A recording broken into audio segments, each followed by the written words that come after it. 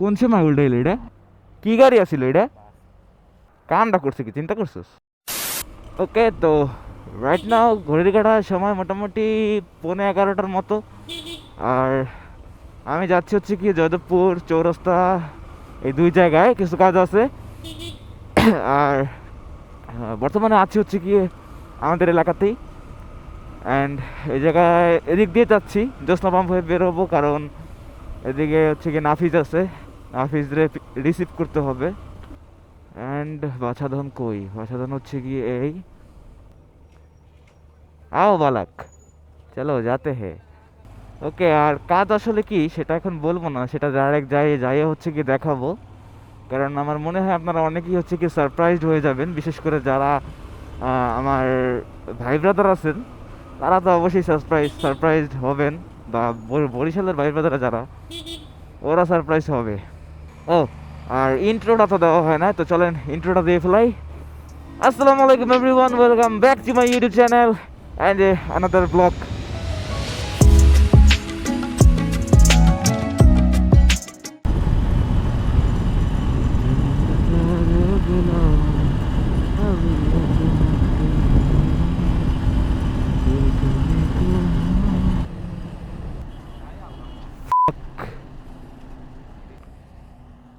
কোন সময় উল্টাইল এটা?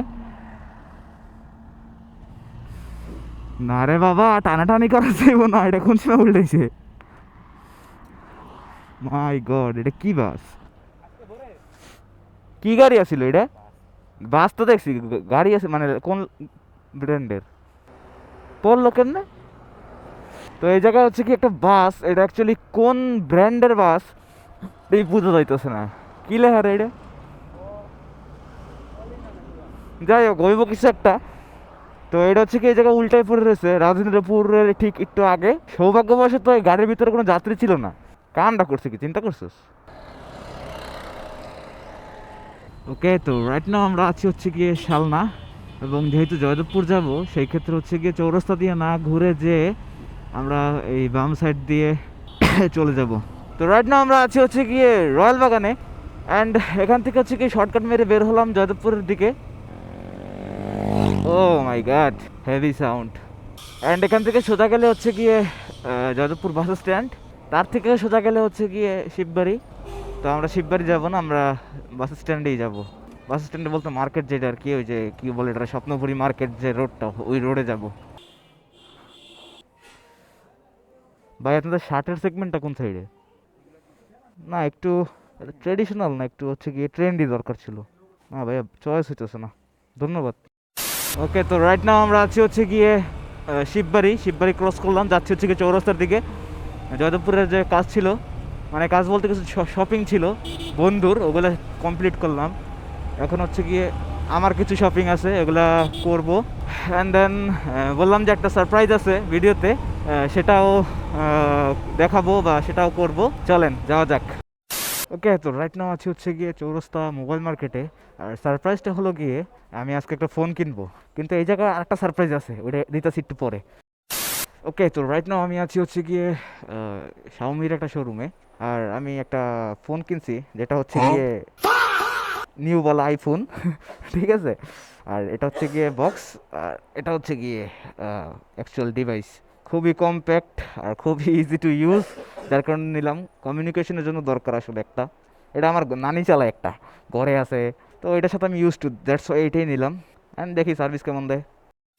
কাহিনী যেটা হয়েছে, অ্যাকচুয়ালি মোটামুটি 1 মাস হয় আমি হচ্ছে গিয়ে আপনার ওই যে কি বলে স্মার্টফোন ছাড়া আছি, তো আমার তেমন গায়ে লাগতেছে না।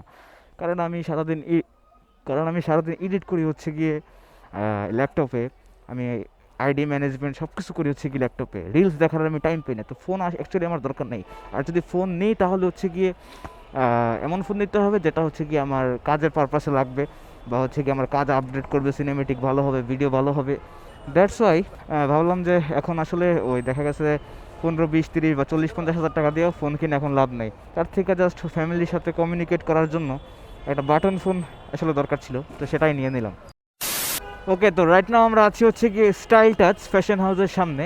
আর এটা হচ্ছে গিয়ে আপনার ময়মনসিংহ রোডে, মানে অপোজিটে, চৌরাস্তার দিকে যাইতে যেই রোডটা, ওইটার অপোজিটেই হচ্ছে গিয়ে স্টাইল টাচ ফ্যাশন হাউস।